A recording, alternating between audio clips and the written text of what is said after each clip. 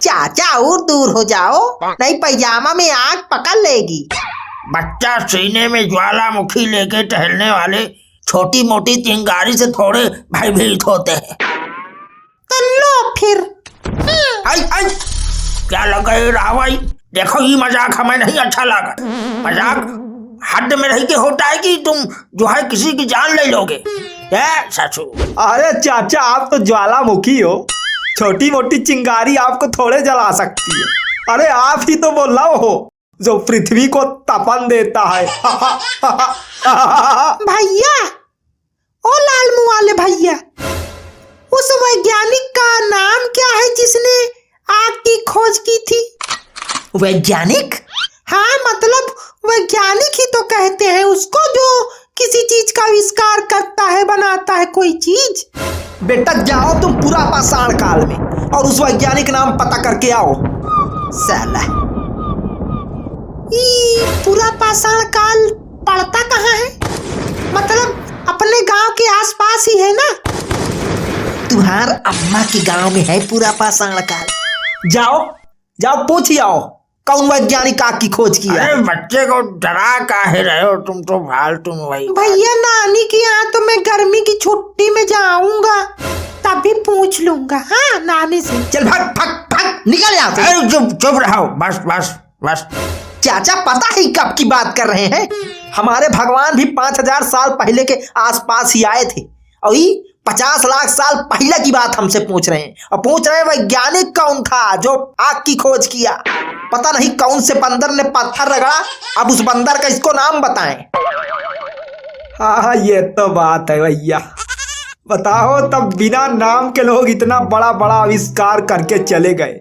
हाँ अब आज तो बिना काम के ही लोग देश भर में बड़े बड़े पोस्टर महीना टंगवाए रहे हैं। हाँ वो लोग भी थे जो पहिया वैया सब चक्का उक्का बनाए के गायब है। उन लोगों का नाम तक नहीं पता जो बेचारे। लेकिन क्या बताएं भैया, पाप का घड़ा भरी रहे हैं अपना अपना और का। अच्छा भैया, पाप का घड़ा कब भरता है? बेटा जो तुम फालतू के सवाल पूछ पूछ के हमारा माथा खराब कर रहे हो ना, समझ लो तुम्हारे पाप का घड़ा भरने ही वाला है। हम घड़ा रखते ही नहीं है, हम तो गुल्लक रखते हैं, वो भी खाली पड़ा है। लड़के ने बहुत सही सवाल किया है भैया। पाप का घड़ा कब भरता है, कैसे भरता है, कौन भरता है, और एक पाप और एक पुण्य का अनुपात कितना निकलता है? मतलब जैसे कि एक पाप किया तो घड़ा कितना भरा, एक पुण्य किया तो घड़ा कितना खाली हुआ, मतलब कुछ होता होगा ना ऐसा रेशियो की इतना किया तो इतना का इतना इतना, और वही सब बताओ। और ये भी बताना कि जो घड़ा है पाप का उसका साइज क्या होता है।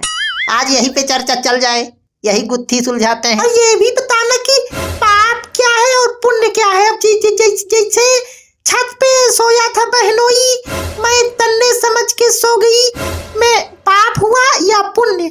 अरे छोटू ये तो हम ही बताए देते हैं। बहनोई को पुण्य हुआ और जो तन्ने जो सोई थी उसको जो है पुण्य और पाप दोनों हुआ।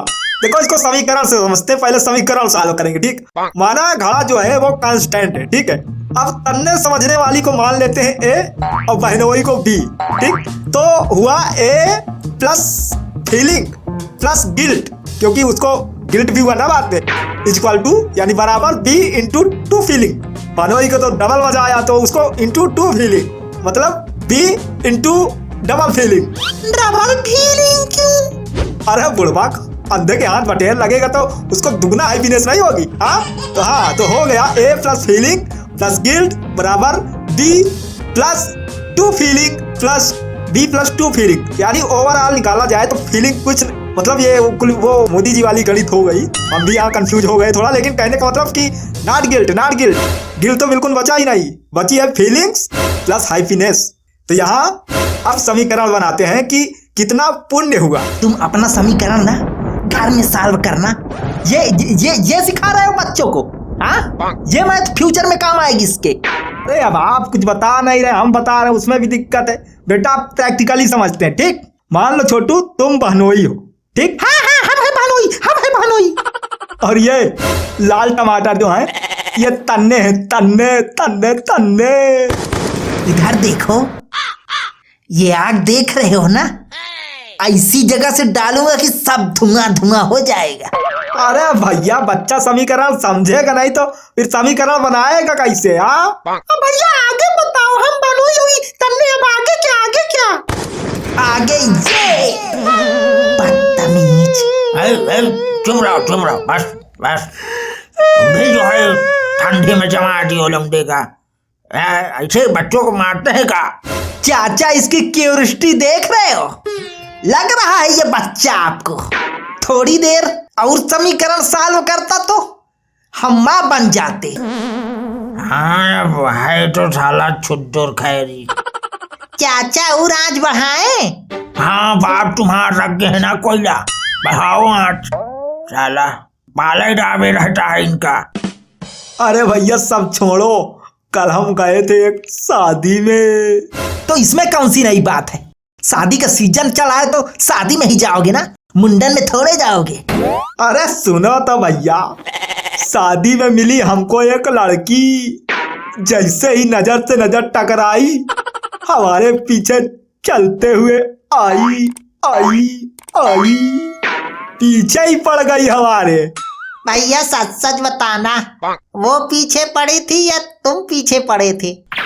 अरे पड़े तो खैर हम ही पीछे थे, लेकिन कह रहे पटने वाली थी, एकदम नंबर देने वाली थी कि भैया हमको घर बुला लाए। क्या लड़की थी, लाल ड्रेस में एकदम मोमोज की चटनी लग रही थी, कसम भगवान की। बेटा हर कुंवारे लड़के को यही लगता है, कहीं न्योता जाता है, बारात में जाता है तो उसको लगता है बस थोड़ी देर कि थोड़ी देर और वो थोड़ी देर इतना होता है कि पूरा जीवन अगर वहीं पड़े पड़े बुढ़ाए के मर जाता तो भी वो थोड़ी देर खत्म नहीं होता। छोटू तुम जाओ, घर जाओ, तुम्हारे लेवल की बात नहीं चल रही अब। पहले हमको पाप की घड़ी का साइज बताओ, तब हम जाएंगे। चाचा बता न दो, लौंडा पूछ रहा है, कुछ साइज वाइज की बात है। क्या बताएं हम बच्चा, हमारे हिसाब से तो जो जितना गरीब होता है उसका पाप का घड़ा उतना ही छोटा होता है, और जो जितना अमीर होता है उसके पाप का घड़ा उतना ही बड़ा होता है। गरीब आदमी के पाप का घड़ा जल्दी भरता है, इतना मान लो। बात तो सही है चाचा। अब बाबा पाप और पुण्य क्या होता है? बच्चा समाज के हिसाब से अगर देखोगे तो जैसे अब अपने लिए तुम कुछ भी करो, कुछ भी, सब पाप है। उदाहरण के तौर पे जैसे अब कही दें कि तुम कहीं अभी ये गए नहीं थे बारात, वहां किसी से इनको प्यार हो गया और खुदा न खास्ता उसको भी इनसे हो गया। खैर ऐसा कभी होगा नहीं कल मुहे के साथ, लेकिन फिर भी मान लो इनके मामला सेट हो गया और शादी कैले बिना घर वाले की मर्जी से, तो ये है पाप। और अगर इन्हीं घर वाले की पसंद से शादी करके चाहे मर जाए, वो पुण्य है, समझो? अरे अब तुमको कैसे समझाएं, चलो प्रैक्टिकल में समझो, प्रैक्टिकल में। चलो मान लो तुम बहन हुई, वही तन्ने। हाँ चाचा, हाँ, हम तो कब से कह रहे हमें बनोई।